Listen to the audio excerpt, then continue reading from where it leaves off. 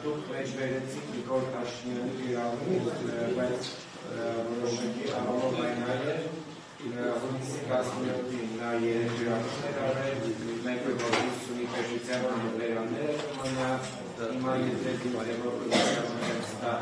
ավելի է, և նաև Նիկոլ Փաշինյանը Դավիթյանի առաջին շուրանում բախվել, արդյոք այս իրավունքները հայտարարությունները համարում են ուղիղ ազդեցություն իրավական համակարգի նկատմամբ այո, ինչպես է արձագանքի դրան իրավական գործընթացը դատախազություն դիմել և Ռամիջաշվիլյան հրավիրելու ուշադրությունը և այսօրվա դատական գործից մասնագետների ինչպես է Սամվել Կարապետյանի համարում է մարդկան պարտադրական միշտև Նիկոլ Փաշինյանը ասում է, որ Հայաստանում քաղաքական դատականներ չկան։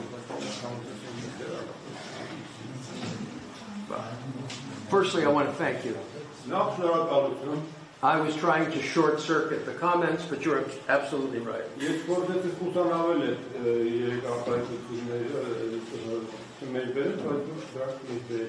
And in fact, it would appear to anyone to be orders to the court in terms of how to behave. Which is why I believe all these charges fail under Article 18.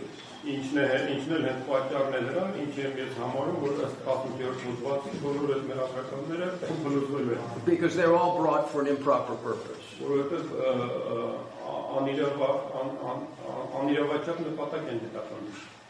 So, in respect to my hopes for this afternoon,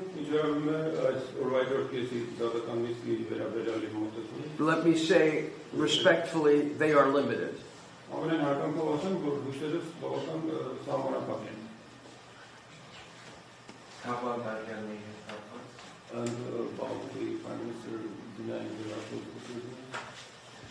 Look, I feel sad for Mr. Pashinyan. I really do.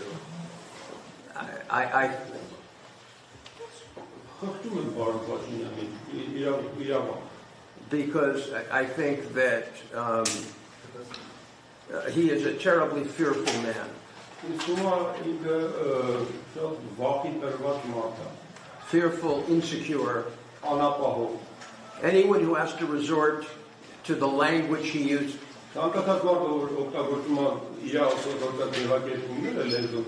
to attack the church that is really, in so many ways, the center of Armenian life.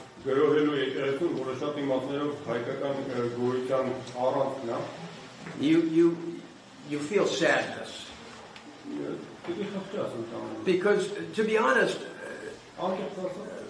when you are up against a brilliant autocrat, you can be angry.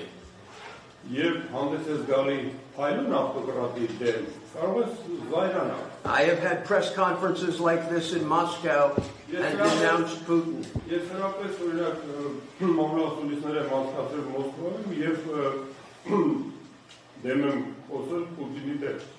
And was arrested for that.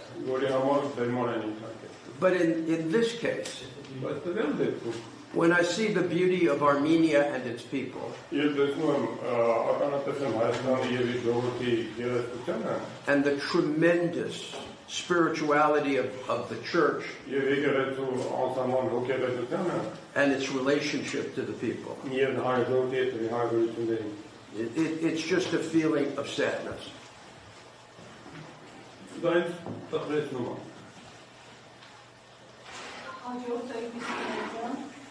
Սամվել Կարապետյանի հասարակական թիմը և դուք առաջինորդ հայտարարում եք, որ գործը քաղաքական է, Սամվել Կարապետյանը քաղաքականները միջազգային պրակտիկայից մեկ օրինակ բերեք, ցույց տալով նման գործերի համապատասխանությունը և ինչ նմանություն եք տեսնում Սամվել Կարապետյանի, Միքայել arczepiskopos Աջապահյանի և Բագրատ arczepiskopos Գալստանյանի դատական գործընթացների միջև։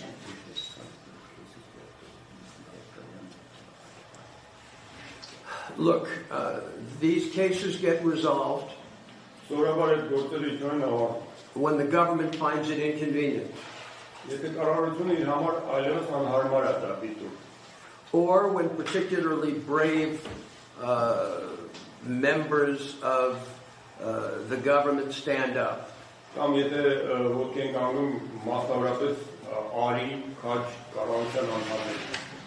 But there is no formula. There's no magic formula. Holding political prisoners is bad for the economy. It's bad for foreign investment. It's a terrible look for a country like Armenia.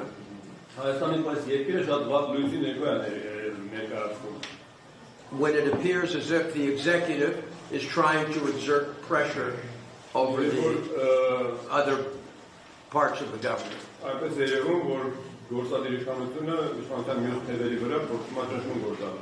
So when the government believes there's too much of a political cost,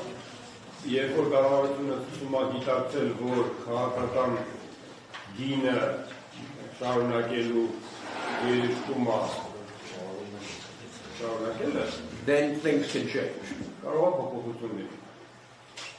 It's a calculation. Obviously, we will also be going to the European Court and other international institutions. But they take time. And our client is not a very young man. So it's important for us to move with speed. And as regards the bishops, I denounce these trials and these sentences, but I leave to their very able counsel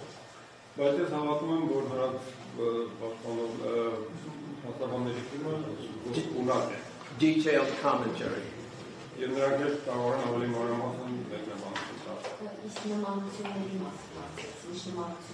What are the similarities in your opinion between the case and that of the archbishops? There are similarities and there are differences. The important thing to realize is the government has decided to engage in a wholesale defamation of the church.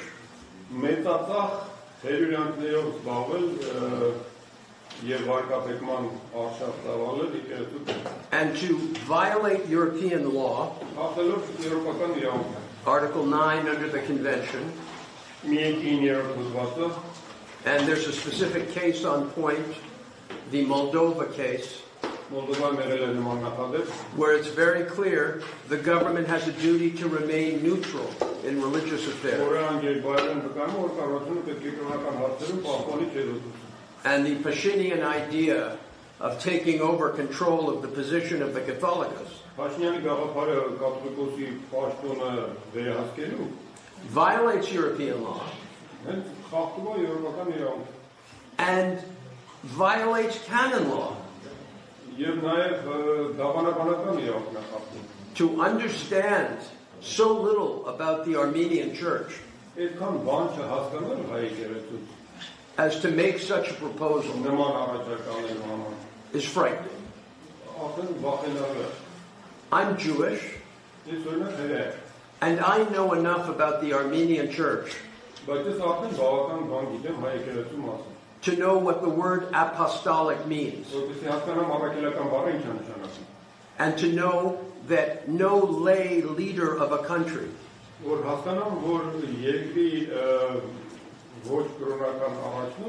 with however many people he wants to appoint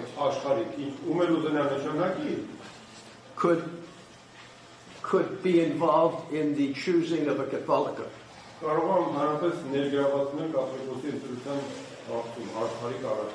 Or else the church would not be apostolic. How